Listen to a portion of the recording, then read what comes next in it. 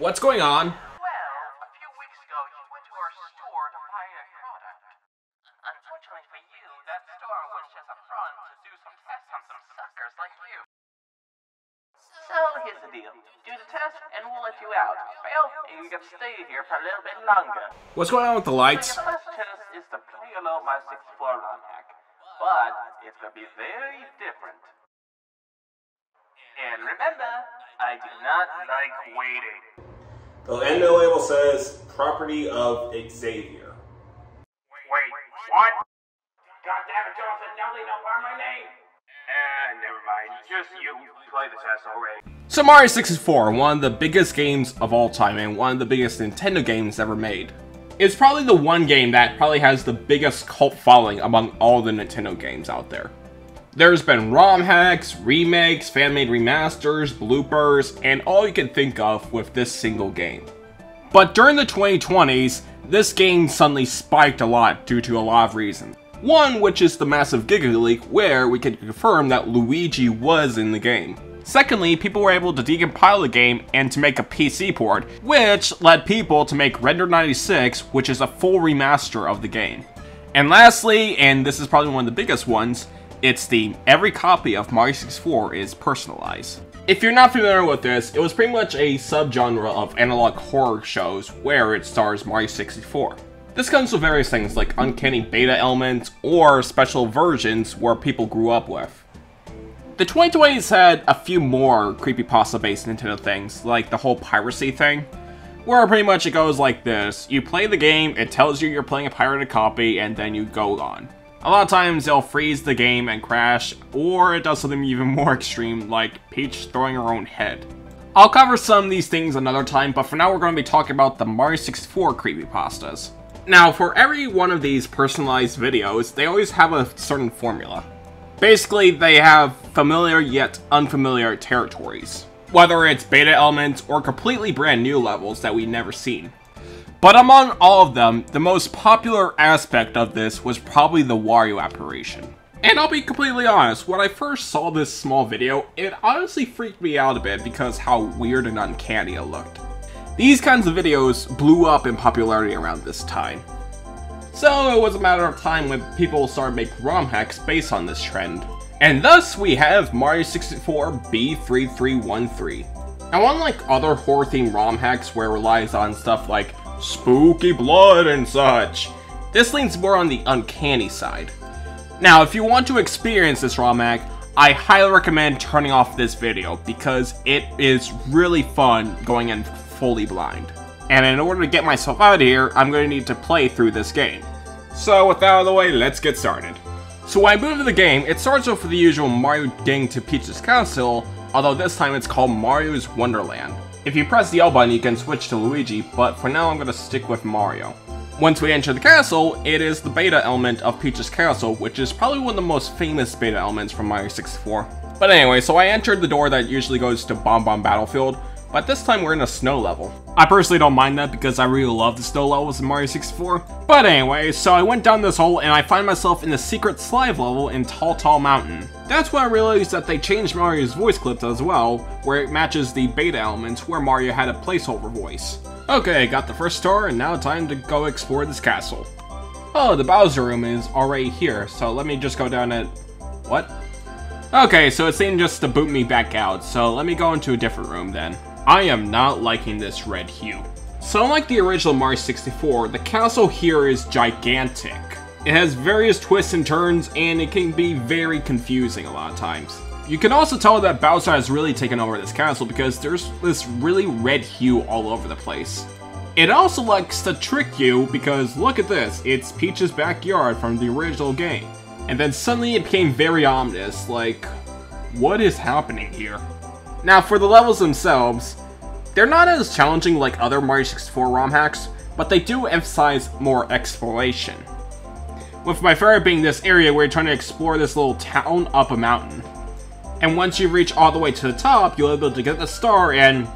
huh? Okay, so this really caught me off guard. Like, where do I go? It's very dark in this area. Like, it's mostly just a snowy wasteland, like... There's no branching paths or anything. Like, I don't even think I can get a star around here. But the main meat and potatoes of this ROM hack is easily Peach's castle itself, as they made it into a massive maze. There's alternate rooms you can go into, and secret areas you can get into the castle via the outside. Now, this game isn't necessarily creepy, but it's more uncanny. Like, you question yourself, have I been here, or where do I go after this? Like, where is everything? This game also likes to play tricks on you, like every time you go to a fountain, you're suddenly in this creepy area. The feeling and tone in this game is very cool, and I really like it.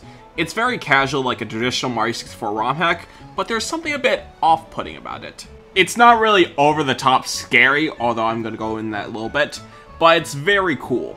A lot of creepypasta-based ROM hacks usually close with the casual, like, blood and tear in the eyes and running away from EXE, for example. However, there are various areas where it does get into the really spooky parts. Like, for example, I was exploring the castle and then this happened. Now, this is honestly really freaky, like, it did caught me off guard. Hey, Mac, how's it going with the ROM hack? Oh, hey, so far the ROM hack is pretty good. Quick question. Am I gonna starve to death here? Oh, don't worry, we'll feed you. We're not bad people. You gave me a fake N64 cartridge that was disguised as a bomb, you hacked someone else's server, and you kidnapped me. Now, graphically, this game looks really good for Mario 64 ROM hack. The colors in this game are very vibrant a lot of times, and it really gives you a nostalgic feeling. Especially with the music, where a lot of it is remixed from the SNES era, like Yoshi's Island or Super Mario RPG. Super Mario RPG. So yeah, the visual presentation is a nostalgic yet unfamiliar feeling. Now, despite how much great they do in this ROM hack, there are some criticisms I have. You know how in the original Mario 64, when you get a star, you get booted out of the painting and everyone complains about that? Well, excluding some of the final levels, I didn't find it that bad because you can get to the original place you were easily. But here, every time you die or grab a star, you land in a certain area of the castle. Now, I know the point of this game is getting very confused and such, but when you're trying to grab all the stars for this ROM hack, it can be a bit annoying. Especially because Peach's castle in this ROM hack is 10 times as big as the original. So you better memorize every area of this castle because it can be confusing as hell. Now, there is an end goal in this game, which is trying to get the last key from Bowser, but it's going to be very challenging and very hard to find. So you're going to need stars and keys to get the castle. Luckily, the total amount is not as high as the original. But you're still required to get both the wing cap and the invisible cap to get through the areas. And you'll need Bowser's keys that are very hidden in this game, because for the second Bowser key, it is well hidden.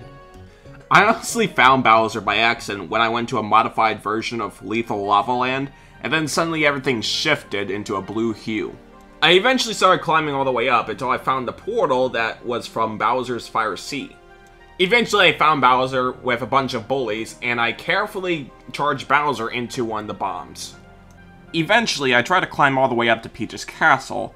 However, this is a massive labyrinth, so it was very difficult to find the right way. Eventually, I found a pipe that leads to a dungeon where Peach appears.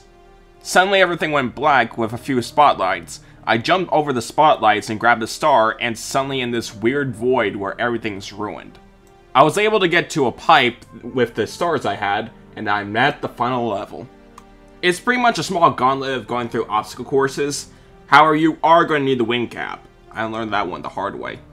Eventually, I made it to Bowser's castle, where you have to go through this very narrow hallway. I honestly like this. It's very foreboding when you're trying to go through this hallway and Bowser's just literally jumping in rage. So yeah, I grab Bowser's tail, throw him at the bombs, and he literally jumps to the other side, which is really cool. And then finally I did the final blow and Bowser goes down, and I finished this ROM hack. Overall, I feel like this is a really good and really quality ROM hack. It tries something a bit unique with the trend at the time, while being a really fun ROM hack. And if you're looking for a little bit more, there's a big update coming up soon that's going to give you more levels and such, which is very exciting. Because honestly, I really like the levels themselves in this game because they are really fun and very exploration based. So if you're a big fan of Mario 64 ROM hacks, I highly recommend trying this out. And if I ever get out of here, I'll see you next time. Bye bye!